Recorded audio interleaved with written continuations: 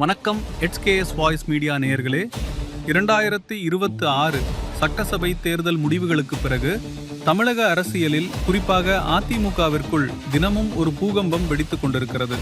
தேர்தல் தோல்வி, முன்னாள் அமைச்சர்களின் போர்க்கொடி, TVKவை நோக்கிய நகர்வுகள் என பரபரப்பாக இருந்த அதிமுகவில் இப்போது மிக முக்கியமான ஒரு விவாதம் கிளம்பியிருக்கிறது. அதுதான் எடப்பாடி பழனிசாமியின் மகன் மிதுனின் அரசியல் என்ட்ரி. மிதுனுக்கு IT விங் பதவியா, வாரிசு அரசியலா என்று எழும் விமர்சனங்களுக்கு இன்று எடப்பாடி பழனிசாமியே நேரடியாக முற்றுப்புள்ளி வைத்திருக்கிறார். என் மகன் மிதுன் அதிமுகவில் எந்த பொறுப்புக்கும் வரமாட்டான் என்று திட்டவட்டமாக தெரிவித்திருக்கிறார் EPS.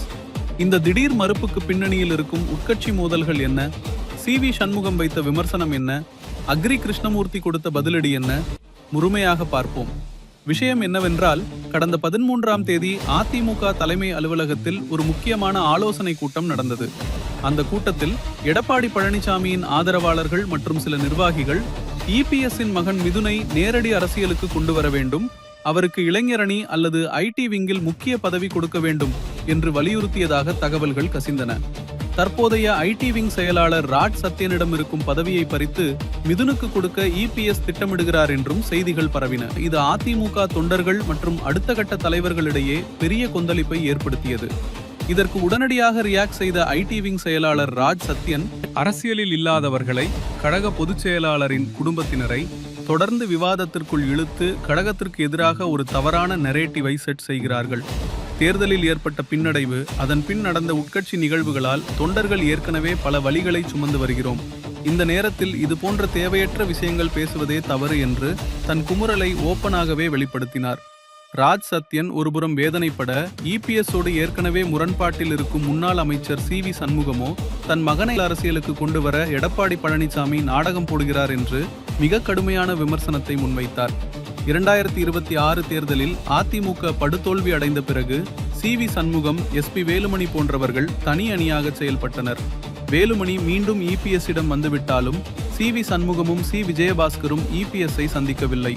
விஜயபாஸ்கர் கட்சியிலிருந்தே விலகிவிட்டார். சண்முகத்தின் நிலைப்பாடு இன்னும் கேள்விக்குறியாகவே இருக்கிறது.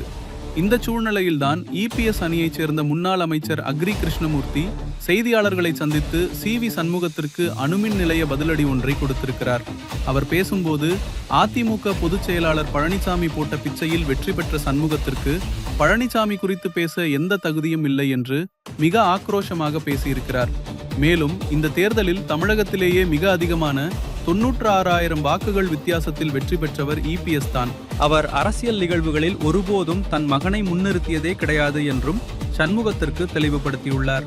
உட்கட்சி பூசல் இப்படி உச்சகட்டத்தை எட்டிய நிலையில்தான் இன்றைய தினம் தமிழக சட்டசபை கூட்டத்தொடரில் பங்கேற்ற பிறகு எடப்பாடி பழனிசாமி செய்தியாளர்களை சந்தித்து இந்த வதந்திகளுக்கு முற்றுப்புள்ளி வைத்தார். அவர் பேசுகையில், ஊடகங்கள் மற்றும் செய்தித்தாள்களில் என் மகன் மிதுனுக்கு பதவி கொடுக்கப்படும் என்று திட்டமிட்டு தகவல்கள் பரப்பப்படுகிறது.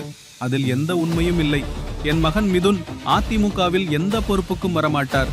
அவர் அதிமுகவின் ஒரு சாதாரண அடிப்படை உறுப்பினராக மட்டுமே இருக்கிறார் என்று மிக தெளிவாக திட்டவட்டமாக அறிவித்துவிட்டார். இதன் மூலம் வாரிசு அரசியல் என்ற விமர்சனத்திற்கும் உட்கட்சி மோதலுக்கும் தற்காலிகமாக பிரேக் போட்டிருக்கிறார் EPS. நேயர்களே, எடப்பாடி பழனிசாமி தன் மகன் அரசியலுக்கு வரமாட்டார் என்று மறுப்பு தெரிவித்து விட்டாலும் அதிமுகவிற்குள் இருக்கும் அதிருப்தி அலை ஓய்ந்ததாக தெரியவில்லை. ஒருபுறம் CV சண்முகம் போன்ற மூத்த தலைவர்களின் போர்க்கொடி, மறுபுறம் அக்ரி கிருஷ்ணமூர்த்தி போன்றவர்களின் கடுமையான பதிலடிகள் என அதிமுகவின் உட்கட்சி பூசல் தேர்தல் தோல்விக்கு பிறகு மேலும் தீவிரமடைந்து வருகிறது. EPSன் இந்த விளக்கம் தொண்டர்களை அமைதிப்படுத்துமா அல்லது அதிமுகவிற்குள் அடுத்த பிளவு ஏற்படுமா என்பதை நாம் பொறுத்திருந்துதான் பார்க்க வேண்டும். இதை பற்றி நீங்க என்ன நினைக்கிறீங்க?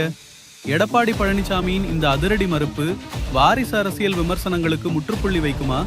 CV சண்முகம் அக்ரி கிருஷ்ணமூர்த்தி மோதல் எங்கே போய் முடியும்? உங்களது கருத்துக்களை கீழே கமெண்ட்ல சொல்லுங்க. இந்த வீடியோ பிடிச்சிருந்தா லைக் பண்ணுங்க, ஷேர் பண்ணுங்க. மறக்காம நம்ம HKS வாய்ஸ் மீடியா சேனலுக்கு சப்ஸ்கிரைப் பண்ணுங்க. நன்றி, வணக்கம்.